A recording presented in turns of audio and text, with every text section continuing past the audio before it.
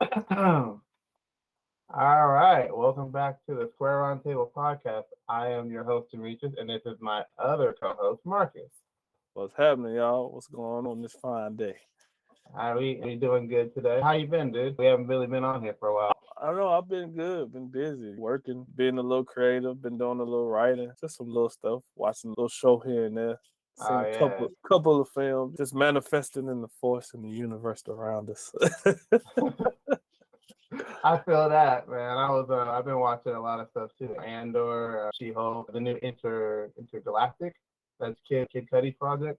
Oh yeah, I we were just, talking I about just, that earlier. yeah, I just finished it today. That's an amazing movie. If you haven't seen it, I would recommend checking it out. Yes, I'm gonna check that out Um, later. Then Marvel got the little Halloween oh, special. that's Werewolf by Werewolf. Night. Yeah, I want to check that out. I I heard haven't that's checked pretty it out, good. but I heard that's a special event or something like that. Is it supposed to be a show eventually? I I don't know think where that's going. I don't know, but we'll see when we check it I out. gotta check it And out. we'll Yeah, be for back. sure. We'll be back with a review on We'll that. review that crap. Yeah, Yeah. definitely. Uh, but yeah, man. What you got for me today, D? Lay it on me, man. All right, yeah, I'm gonna ask your opinions on it. We're gonna talk about Andor. So, what do you think about Andor so far?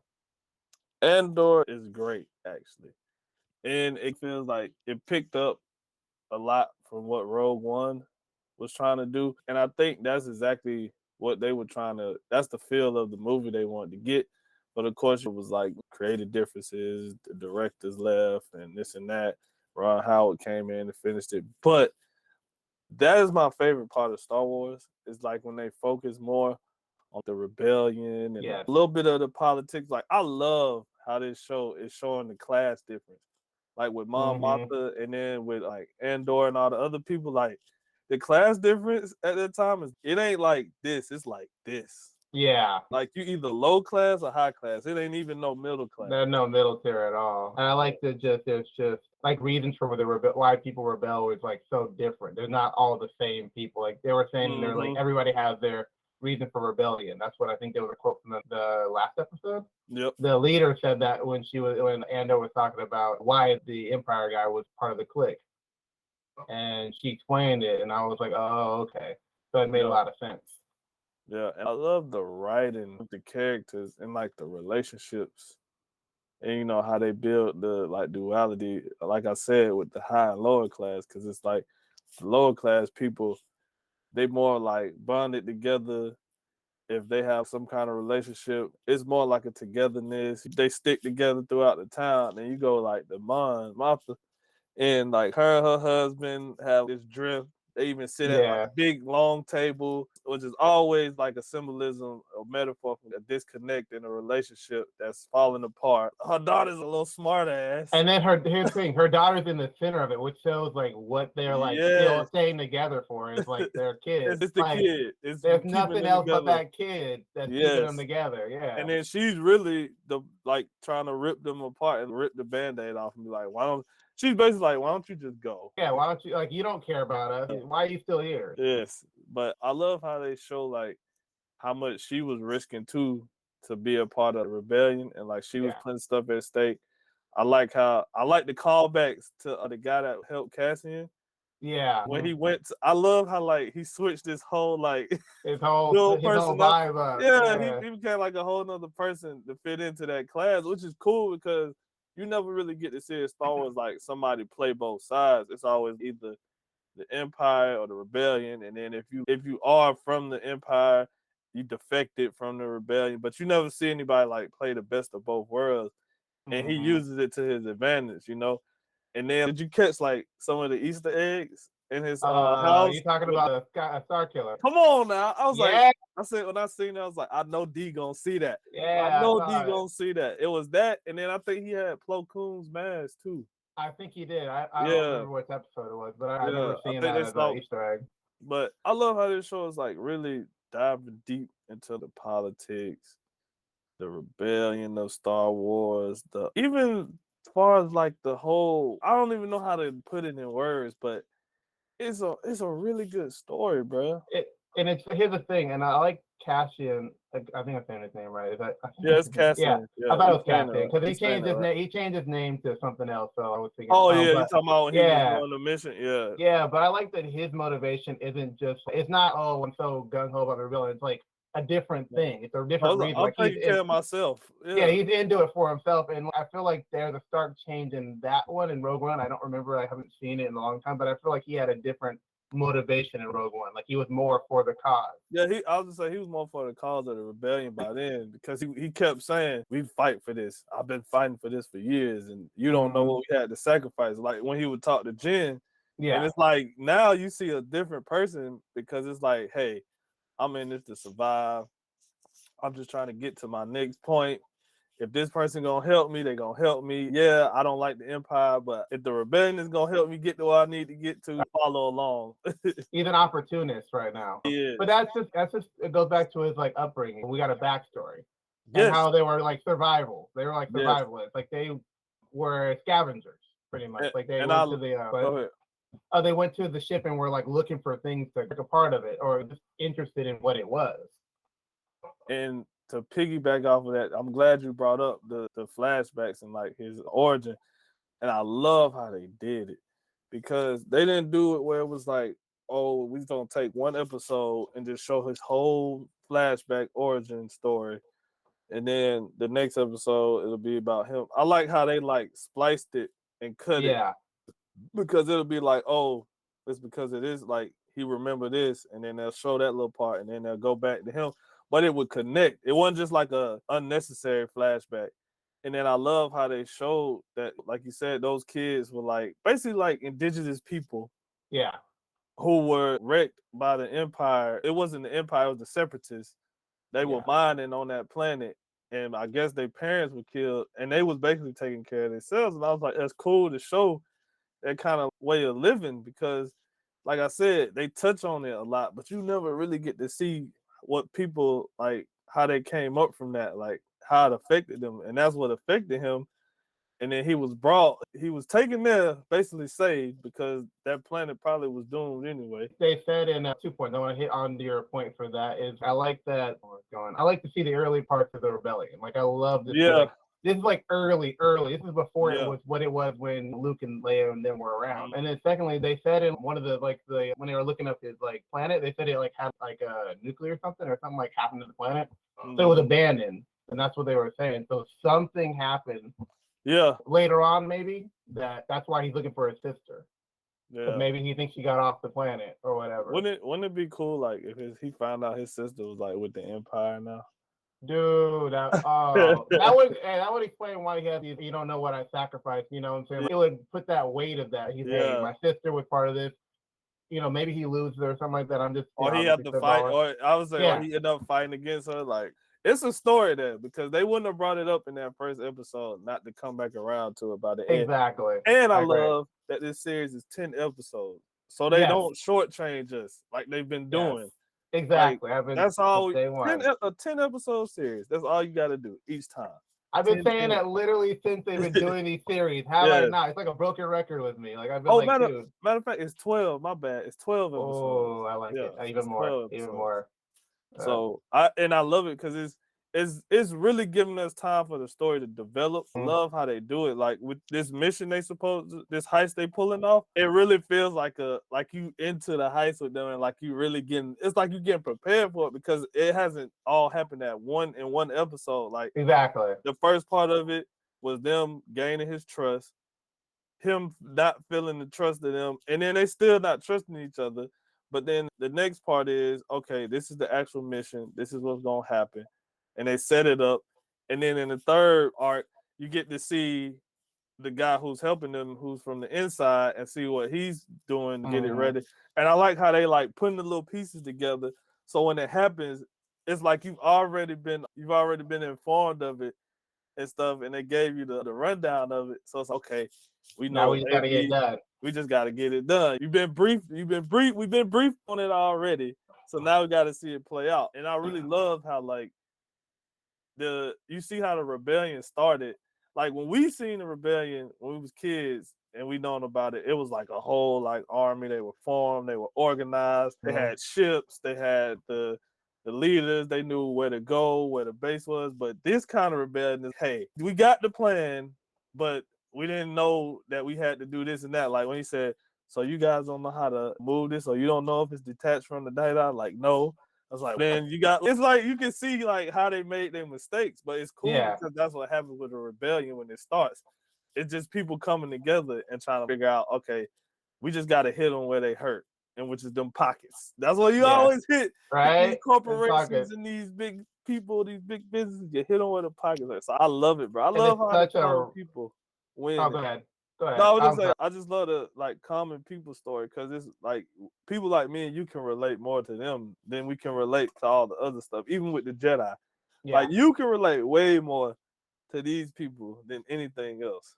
Yes, exactly. I was gonna say it's like everything they're doing now is like they don't even know if they're gonna survive the mission. Exactly. You know, later on during the Skywalker generation, you know what we've seen when we were kids, if anybody died, it didn't feel like it was like a super big loss in every battle. You know what I mean? We had so many units, it was like, okay, people are gonna die, but we're still gonna get the mission. There's a higher success. You know what I'm saying? This one is and one person died. That's it. The whole mission is and it's like she was like saying we don't say goodbye, but it really is like that. Though. It's definitely goodbyes. You know what I mean? Because we know everybody's not gonna make it through this, and that's why I'm just sitting there. Okay. Yes. Where are the emotional ties they're putting in here? Because that's where they're gonna start hitting us. Yeah. Like when old dude that didn't trust him. We got a lot of nuggets of backstory about him. Yeah. What's the name? Knew his tattoos and stuff like that. I love how they did that. And knew about that, and they talked about it as if he knew, more about it than he was letting on. And I was like, okay, they're letting us know about that. And then the guy who's a conspiracy theorist or whatever, the guy, we're getting more about him. I'm like, okay, we're learning a lot more about these specific characters. Yeah, the characters. I'm looking at them very carefully in these next couple episodes. That's what I'm looking at. And that's called good writing. You take these little characters, you develop them, you give us a reason to care about them.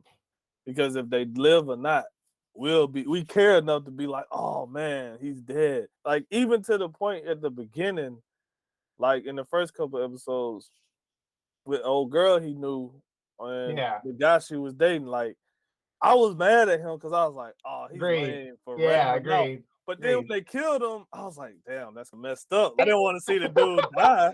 Exactly. And that just show you like the authority and how like it got to their head where like they got real like arrogant and they just didn't care because that wasn't even the Empire. That was like a police force under the Empire that was over. Guards, man. They're like the security of the planet, and they didn't went over here thinking because they the big boys doing whatever they didn't want to do, and like half of them got killed. They didn't kill no boy. I was like, see, this is why people hated the Empire. And people, you always just used to think, oh, they hate the Empire because of Vader and Palpatine. No, they hate the Empire because the Empire worked with people like this, and it gives you a reason. That's what gives you a reason to rebel. Stuff like that.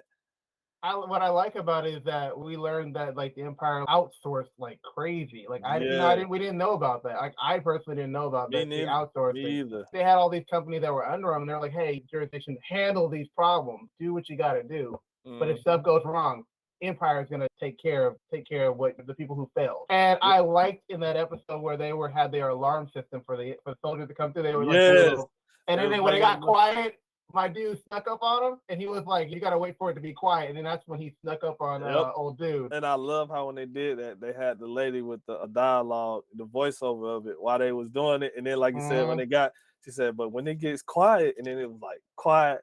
Then it was like, "Hey, put that." Bro, this show is so good, bro. It's so good. Not to mention, oh, sorry.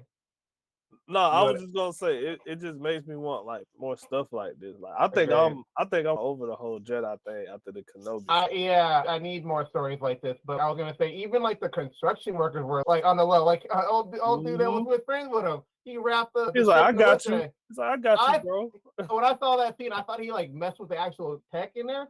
I didn't even think him wrapping the cord around there. And when he did that, I was like, okay, all right. That's a little bit of that quick thinking right there. Like a little sneaky quickness and everything. I was like, that. I just thought it was really cool. Like the people that you wouldn't think are like the big people doing these big moves, like the guys that are construction or like the techs or whatever, like sneakily doing stuff. Because you wouldn't suspect them to be. You're thinking, oh, okay. if they're gonna come at us, they're gonna come at us with a gun, or they're gonna be higher up people, or you're gonna be able to identify them. Yep. But you can't identify construction workers or like people, the guy that they think is insignificant, the everyday person. I love that the everyday people the blue collar messing people with them. They're messing with them on their stuff, and they're like doing it in like real like clever ways. Yes, man. So I'm definitely enjoying this show. Oh yeah, I look forward to seeing the direction it goes in. I think we're gonna get a couple of cameos too toward the end, like toward the mid-season, because of course there's certain people that's important to the rebellion that you're gonna have to see. We gonna have to get Forrest Whitaker somewhere because he's around. I think remember they name dropped Saul. They name dropped him, but I kind of want to see him. Like, I want to kind of a younger. I want like the whole thing. I want to see him like in the action of it. Yeah, I agree. Because he was a real rebel. Like he was going out there like picking people off. We saw that in the Bad Batch. Remember? Bad Batch when they put in the Bad Batch, I was like, okay, cool. Yeah. This is good. So that'll be cool.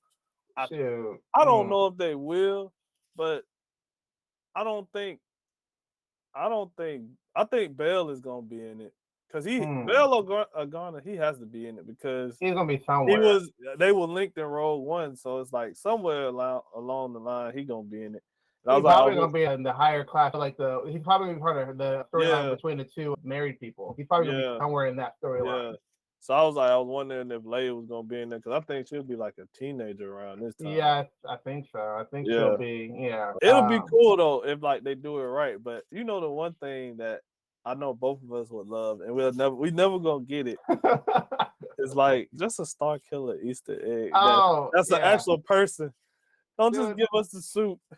After getting the suit, I need to see him dropped in the verse. He needs to be canon. He needs to officially be canon. Like you dropping his suit.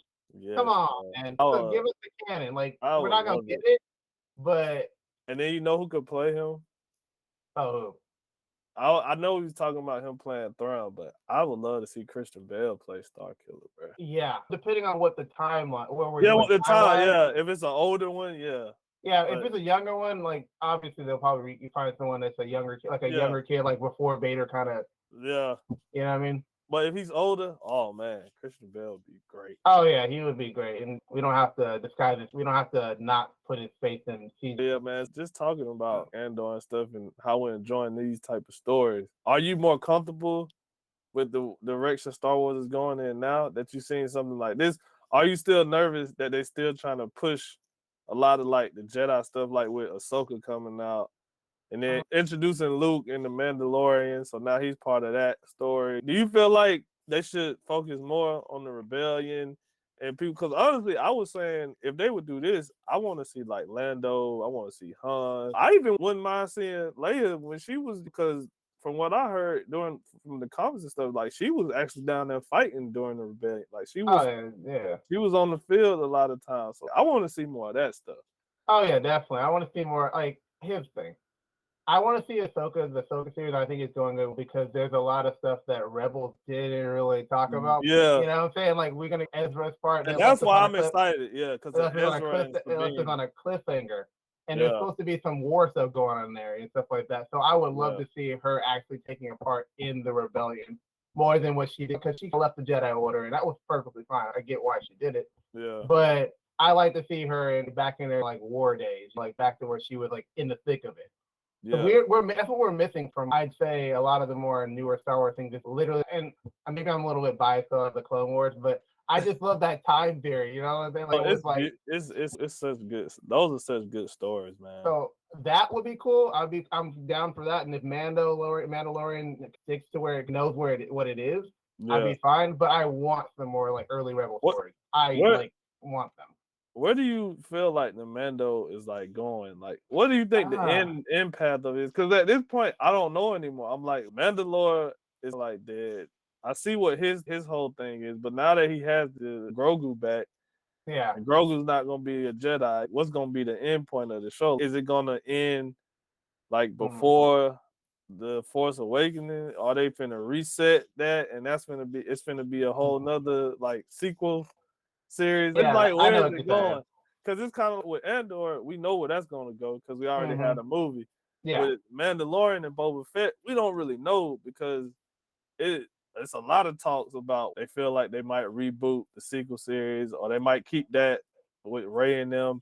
It is okay. If that's the case, that means Mandalorian and Boba is leading up to that. Yeah. So it's like, how y'all gonna put that gap, fill that gap in? Because then you have to bring back Luke, show him starting the Jedi Order again, and what happened, and Kylo Ren. And it's now I'll be interested in seeing Kylo Ren's story, but I just feel like they missed so much with those movies. That I kind of don't care for seeing the origin or the beginnings of it. For me, in my personal opinion, I think for what I've heard, like rumor wise, they're still going towards the sequel series. Like they're still branching towards that. But what I would like is them to either give us go back and add more content to it to fill it out, those movies. Yeah. Or just scrap them and then redo it again. You can keep the same characters, just give us like a story that's not two directors. You can tell two directors like had their play in this. Yeah. And so the story's kind of the director had this. Different. Yeah. Yeah. And then this one, I like parts of this, but I'm gonna go this way. And then in the last movie, he came back to where he was in the beginning, and Palpatine somehow came out of nowhere. So, like we're just supposed to like the meme said I said the other day, we're supposed to accept like Palpatine just came back. He's just been here all these years. On a machine keeping him alive, basically. They're gonna have to explain that, or at least work on the Mandalorian series explaining that. Yeah. So what they can do now, since there's so much open space, they can talk about that or and tease it, and where it makes more sense. It won't be perfect. Yeah. But we're working with already bad sequel series. Like stuff works in them, but other things don't work. Like. Having Rey as the main focus is perfectly fine, but they waited too long to show her training and stuff like that, so it felt like they were catching up. Yeah. You know what I mean? So it's fine to have Rey as like your main character. I had no problem with her in Force Awakens. Yeah, she was set up good in Force Awakens. Yeah. But after that, they just were like, she's a Palpatine. Now she's a Skywalker. Yeah, that's just like if people were saying, that's just like a rehash of the original series, the Bloodline. It's just flops. We haven't seen it before. I was like, no, y'all are doing a terrible job with her, man. You started off good, then execute. Yeah. And I wanted her to do great in it because she had the makings in Force Awakens to be. I got one a couple months ago, and I was like, yeah, she had it there. Even in his thing, they need to do something with Finn. I'm pissed off about that. Man, Finn was supposed to be a Jedi, bro. Yes. And we all know it, bro. And then all they did is give him Jedi something in like a Lego movie or something like that, or something crap like that. No, don't know. If you go give my man his flowers and respect, okay? Like the New York people say, get out of here. Hot garbage. Garbage, man. It's hot garbage. You do my boy like that. They did him so bad, and so I'm just like, if you're gonna do this, like, if you're gonna keep it canon, at least give us something more. Or add more content or filler in there, let's say, to give him his lightsaber, his Jedi-ness, whatever. Because you can't be teasing like that and then not deliver. Like, even in the last movie, they were teasing it and still didn't deliver it. I was like, come on. Like, the first movie, I was like, okay, maybe they had a romantic interest, whatever. That was where you're going with it, whatever. But after you gave him a lightsaber, and he was giving Kylo a little bit of work, he should have got no, we can't let him do that. Come on. They should have gave Kylo that. They should have gave him that win, though. Like he was giving him that work though. Come on, let him get the win. What John Boy be saying? You can't let a brother do that. Brother can't come out in the first movie coming out with the hands. Like, nah, they got to think about this, man. Mace Windu was the best we got, dude. Look what happened to him. They stole him. They did my boy so wrong. What's this? Samuel Jackson still he's still alive in the universe. And I'm like, hey man, he could be if Palpatine coming back. If Palpatine coming back, my boy Mace Windu somewhere around there. And I said, if Samuel say he alive, he alive. Yeah. So, like, if you want to give us a series, man, give us one of those. I would say that's Nick Fury. He got all the details, man. Which is a great segue, by the way, to go to Nick Fury, who has a show. He has a show coming out, Secret Invasion. Yeah, Secret Invasion. How you feel about that? I'm really up in the air with Marvel right now because it's like they have a few little nuggets. And then a lot of it is like filler. Now, I feel like a lot of this stuff is getting real filler because let's just put this character out so you can know that they exist. So when we do a movie, They're in the movie. Oh, okay, here's She-Hulk.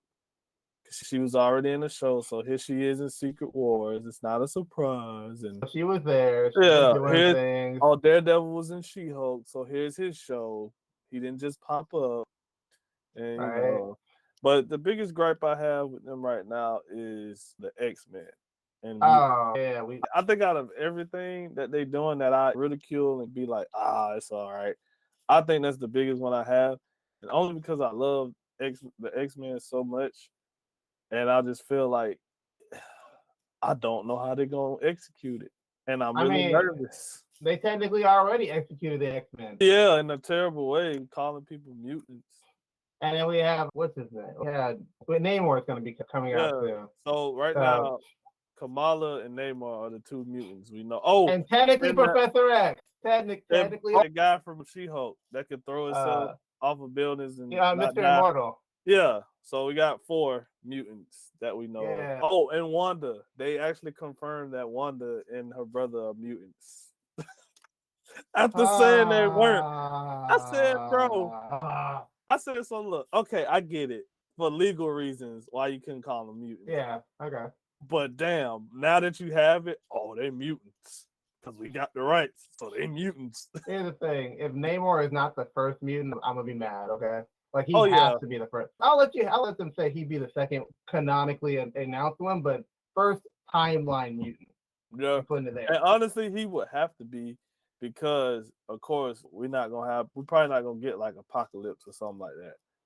No, let's say, with Deadpool and Wolverine coming into the MCU, maybe the stuff in Fox is technically canon, so technically they already exist by proxy. We got a Juggernaut technically. If that movie counts, we got Juggernaut. I'm gonna go down the list. We technically got some. We technically got what's it? Ajax. Yeah, that's true. And whoever was in the X-Men house when they did that little cameo scene. Oh yeah, Quicksilver, all them. Yeah. But it's so we got 2 Quicksilvers though. Yes, we have 2. So technically speaking, when they bring back Quicksilver into the MCU, because they know they're gonna bring back my boy, because Scarlet Witch is technically when they're like, oh, you know what? Now we can bring him back. We're gonna have 2 separate looking Quicksilvers in the universe. You already know. We have 2 different. Technically, we have 2 different. We have 2 different Wrestling Sabers in the universe too. Yeah, technically. And Magneto. And that's what I was saying. I was like, if you introduce like the X-Men team, and when I say introduce, I'm talking about like the main team of Professor X, Storm, Cyclops, Jean, Wolverine, Beast, even Magneto and the Brotherhood. I'm like, at this point, they can't be old men. They have to at least be close to my age or like late 30s, early 40s. They have to be, because it's no way to explain where they've been all this time, and they have to be early in their careers, like starting off.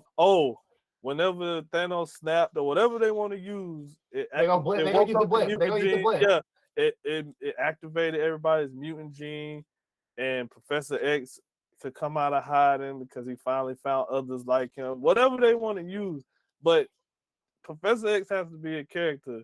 I feel like him, Namor, Magneto, and probably somebody else, like the first wave of mutants. Wolverine, like they were the first wave of mutants. And they thought they were the only ones, and then they finally realized they would find more people that way, because then you have the whole thing with Storm has to be like around T'Challa's age or something, or either she's going. At this point, I feel like Storm's gonna be like Shuri's age now, because they're gonna try to introduce her. That's what I'm saying. Bro. It's so many characters that it's gonna be weird now. It's the thing. We gotta have, if we're gonna make that believable, we have to have Professor Xavier before he made his mansion, before he got Cerebro. Because if he has Cerebro, it makes no sense. No sense at all. It makes no sense because there's no mutants for him to look for. Yeah, if he does have Cerebro, he would know there are mutants out there. You know what I'm saying? Yeah. So either way you look at it, you can't have him pre. You know what I would do? I would have him. I would have him as a professor at MIT. Since MIT is like the big school they like to use now, like he would be a professor. Why you had to laugh, dude? They do use MIT. That's And I they. laugh because he's right. Because you're straight right about it. That's their college. Like it ain't other colleges in New York.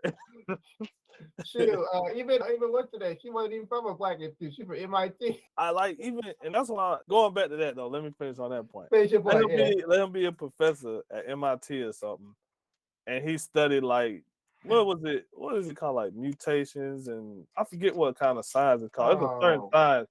And what Chad when you need him, right? He'd be perfect. So you have him teaching that at MIT, and you give him like a little backstory of like why he's there and stuff. And then you can see like how he can hear the voices, but it's like he be trying to block it out because he think he's just losing his mind. Show him early on something. And then, like you said, that way when the mutants get introduced, it won't just be like, oh, he got Cerebro already. He can find him and hit his Magneto. Just build it up. I don't want them to throw it out there, because if they do, it's gonna mess up a lot of stuff. Yeah, I agree. Do you want them to recast? Yes. You want to recast McAvoy? I like Fassbender and McAvoy, but I just don't see how they would fit in the MCU, because they versions are almost supposed to be like the mirror versions of Patrick Stewart and Ian McKellen. But they're just gonna be a younger version. But I wouldn't be upset if they use them again, because Fassbender is so good as Magneto. But here's the thing, it works though. We got Professor Xavier, the older Professor Xavier in the MCU. Yeah. Technically, they wouldn't have to change anything, because you wouldn't even have to change his because he's already there. Yeah. You would just have to be like, okay, where's Magneto? Yeah, so technically, yeah, you're right. McAvoy would exist in the MCU multiverse because his older counterpart was there. Which technically is not that far along in the timeline, because I think it's like the 2020s in that universe too. I think so. So that means it would still be like the Days of Future Past. Like he would have been McAvoy in like the 60s, 70s, 80s, 90s. Exactly. Don't not change much. Yeah, he probably would come back. I wouldn't mind him, because I enjoyed them to play them.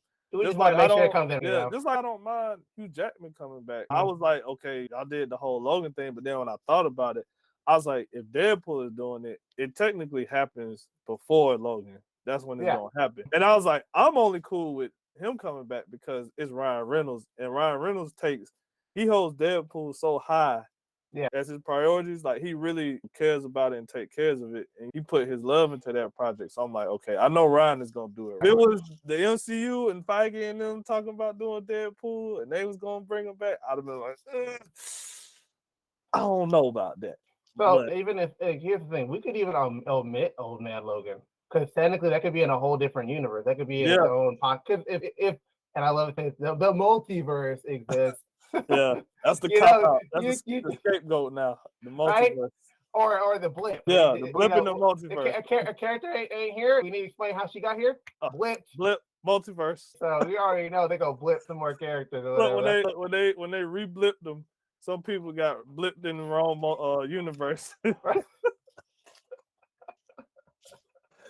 then when they got blipped to becoming mutants and stuff. But yeah, I think though, honestly though, if they, as far as recasting, I think they should recast the X-Men. Okay, so you're talking about everybody besides like McAvoy and I think Cyclops. I think it should be a whole new cast of actors. So you don't like the original person who played him in the older one, the Patrick Stewart version? But yeah, no, that's what I'm saying. All of them are older now. So yeah, I agree. So the cast, if they're gonna do like because apparently it's supposed to be a 616. Is that what the MCU? I mean, yeah, they confirmed that in the last in the Doctor Strange. Yeah. So if they're younger, then they're gonna have to all recast them because they're younger actors. Now, if they're older, I still think you might want to recast them. Yeah, because it's gonna confuse people if like Cyclops and them just pop up in the MCU and it's they've been here all this time, we just didn't know. Look, they're gonna have to recast the young X-Men is what I call them, the young uncanny X-Men, because it wasn't it, man. Nightcrawler was I hated how they did Nightcrawler. Here's the thing. And I think the original Nightcrawler ruined it for anybody else, because he came in so cold. He came in so cold when he did his. Oh my god, I love that interpretation so much. And we're gonna have to rework in that Mystique ain't she ain't the what's her name? She ain't the Sarah Connor of the series. She's not the hero. Because that was bad. Yes, that's what killed me in the whole First Class and all that. I was like, why are they trying to make Mystique a good guy? Or try to make her seem like she's the most important out of all of them. I guess because the politics of Hollywood and Jennifer Lawrence at the time was that's definitely what it was. She was like on a big hype train. But still, and then have her like not be connected with Nightcrawler at all, even though they're the accurate, like they're like that mother and daughter. Yeah. Or mother and son, sorry. Yeah, mother and son. Look, Dmitri's over here gender swapping already. Oh man, dang, don't give him any ideas, man. That's how they do representation nowadays. Yes, man. Yes. But no, as far as that, I think that's the one that's probably worries me the most. And then, like we said with Namor, I actually got like into it. I was okay. I'm cool with Namor and what they're trying to do with it, because I'm just gonna be honest. I ain't that big on the Black Panther movie right now. Like, I'm on the fence still. Yeah, it's not. It hasn't blew me out my socks. I haven't got that excited. And plus, the last trailer basically told us like the whole movie. It did. And here's the thing. Like, I'm just like, so Namor's not the villain, so who's the villain? Like, but before this trailer, I was thinking, okay, we're getting a classic Black Panther versus Namor kind of thing, whatever. And then they came out and said he wasn't, and I'm just like, so it's coming out next month, and I still don't know who a villain is. Yeah. Now, if they got some big kahunas, they would be cold-blooded if they made it Dr. Doom. Now, I would love that, but you know, here's the thing, they ain't about that life, dude. They ain't about that life, because they ain't about it. Hey man, it would surprise me if they did it. It would. I'd be like, okay, because I hope the villain ain't supposed to be that other dude from Atlanta. It's not even Atlantis, because they're not gonna call it that. Nah, he's ancient Mayan or Aztec. Yeah, which I don't mind, because I love how they're giving that light, shedding that light on the indigenous people. I do love that. But don't say you're not doing it because of Aquaman, because Aquaman was a copycat of Namor. Yeah, that's a trashy excuse for that. Just say you want to do something different. Don't even use that. Just be like, hey, we don't want to talk about this. Let's do this. And it fits more with the theme, you know what I'm saying? If you're going to change it up, go all the way. Don't do your half-ass shit you always be doing. Go all the way with it. So don't be like, oh, we're going to test the water to see if the people like it. Like, so I'm curious to see how they pull off that, what they do with T'Challa's death, how they're going to explain that. I really feel like this movie might suffer the Amazing Spider-Man 2 effect, where it's trying to tell too many stories. I thought you were talking about the original. The second one. Yeah, they're trying to tell too many stories at one time and focus on too many characters. But I have faith, and the reason why I'm going to support it is because I like Ryan Coogler, and I know it was hard for him to make this film. Like, I heard he was thinking about quitting and everything because of Chadwick passing. I like, see, now that'll give me a reason to support it, because I agree. As being somebody who wants to do that myself, that I know how hard that can be. So the fact that he still put his effort into it, going through that, I was like, you know what, I support it. Like, I don't have to shit on the people who make it because of a studio who don't know how to handle characters. Because having these people that's making these movies, that's directing and writing, they don't even have full creative control over it. So it's like they basically just doing what they telling them to and trying to implement a little bit in there. So I'm like, I support the guy for that. The way I see it, where I always see this, whenever I think about how the directing in the boardroom, whatever, is like Ryan will try to have an idea. This is a dope idea, and then Kevin fights. No, we're not doing that. Hey, they got like the box up there, and it's like a glass that they can look in there. Yeah, Ryan, no. We have to set up Phase 5. We have to set up the Kang saga. And this is the multiverse saga. No, none of that. No, none of that. If you want to do that, go make your own movie. This is not the place. Like, this is Marvel. This is not your whatever company. This is Marvel. This isn't Creed and none of that. This is the MCU.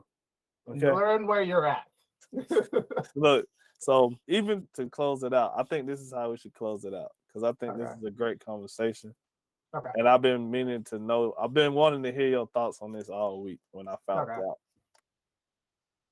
So the director on Blade has apparently left the project. Oh, we're gonna talk about this.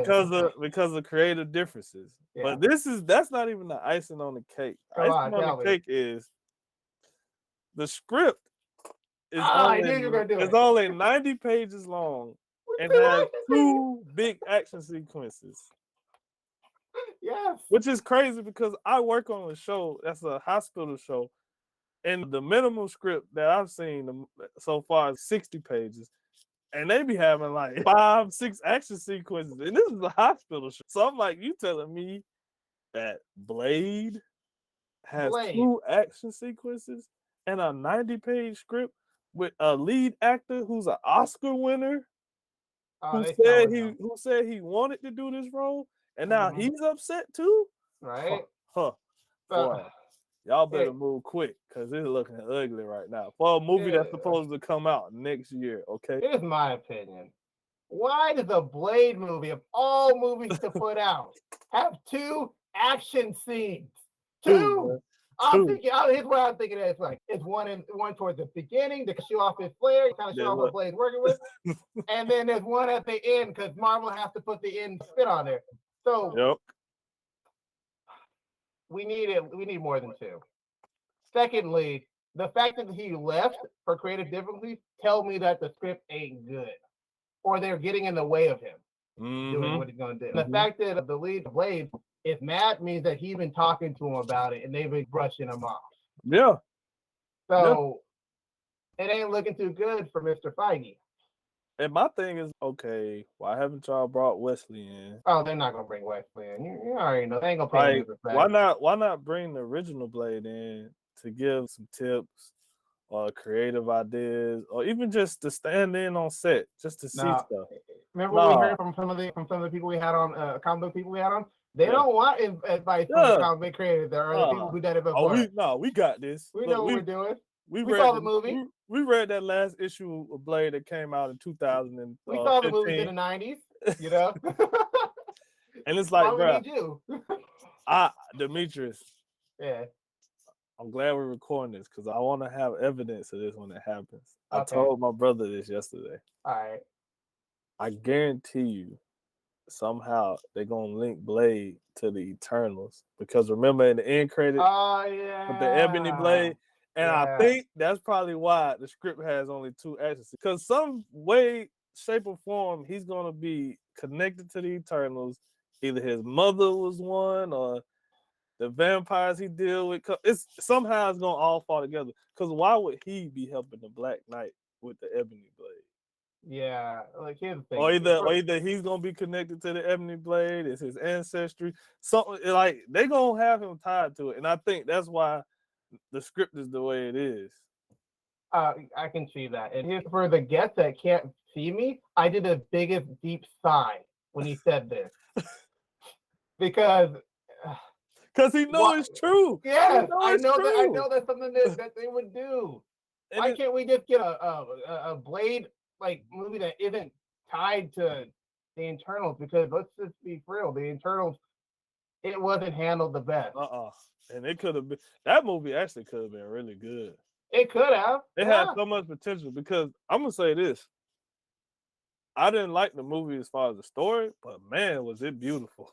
That movie was shot very. It was shot. That cinematography was beautiful, and I was like, man, this movie has so much potential, but it just it lacked a lot of things. And the fact that they put him in that the end credit scenes, I'm like, oh, when we get Blade, that's probably where it's gonna start off.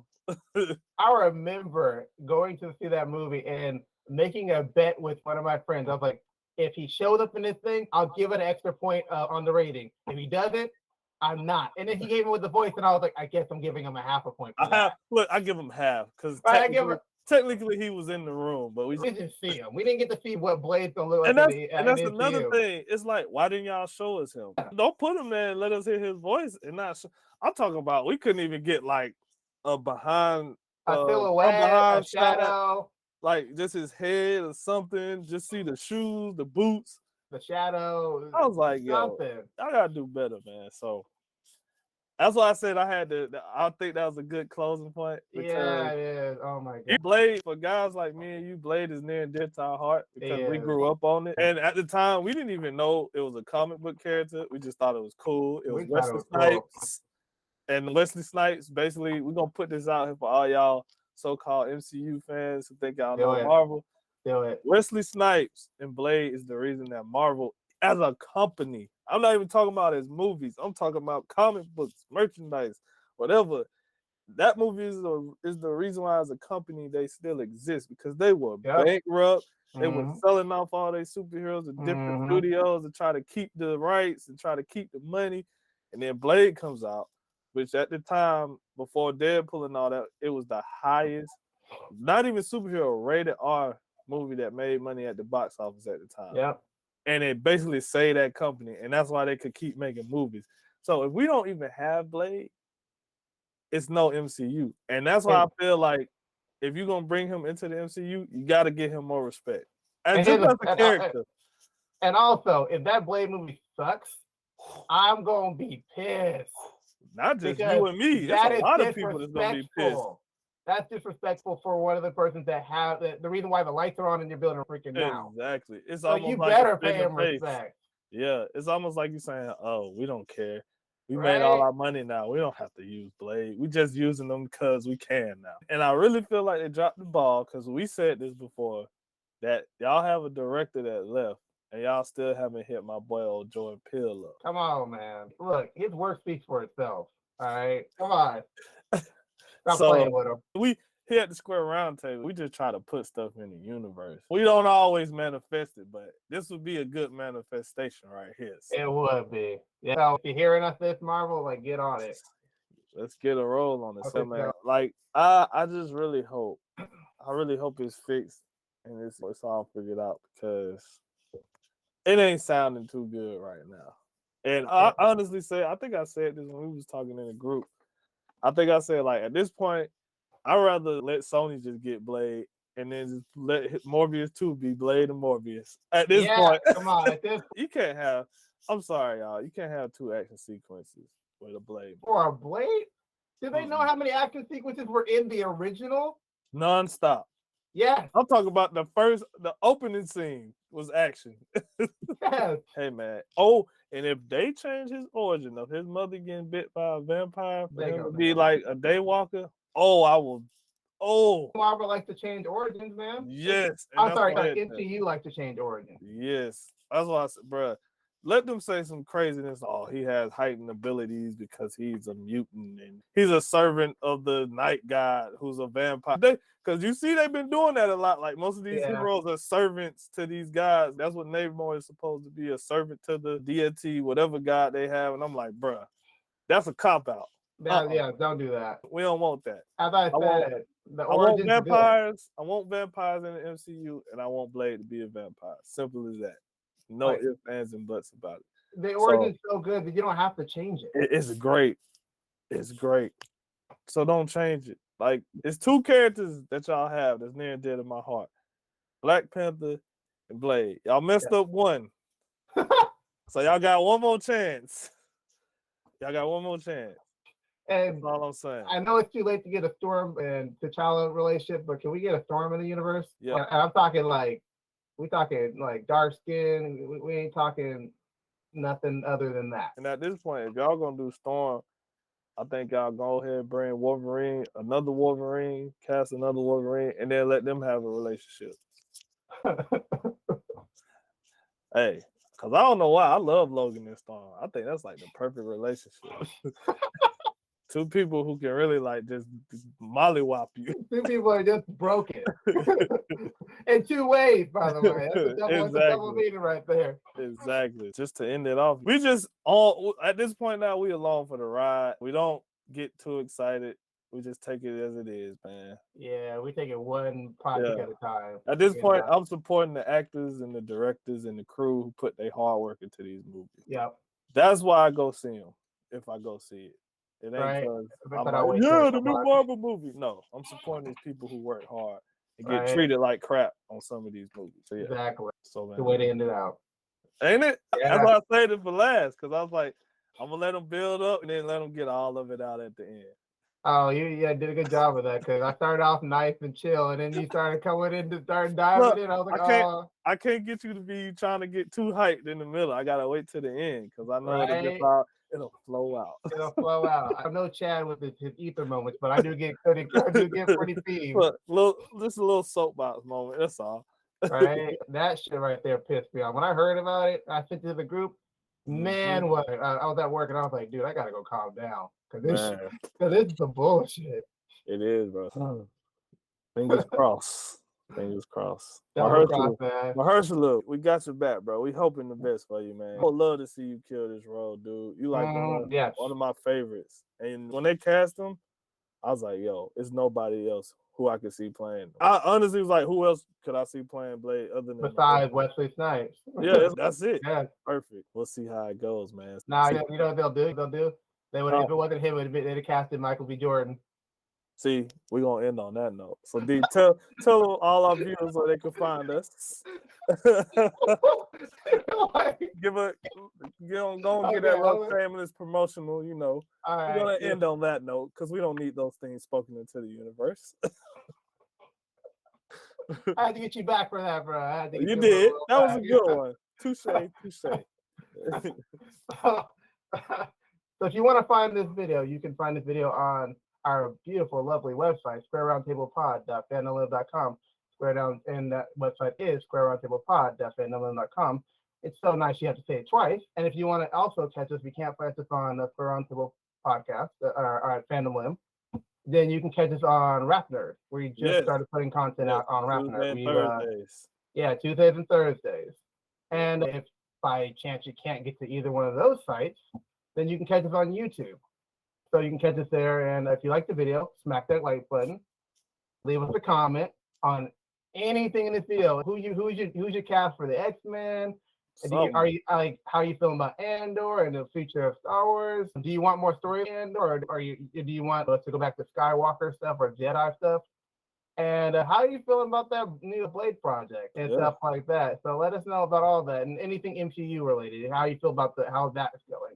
Do you like She-Hulk? Are you excited? Did you like Daredevil appearance in She-Hulk? Let us know it all because we're here. We'll be in the comments and we'll be down there to hear it all. And also, you can share the video. That really helps us out a lot. And hit the notification bell on the right side of the video so you get notified of this video and any video afterwards.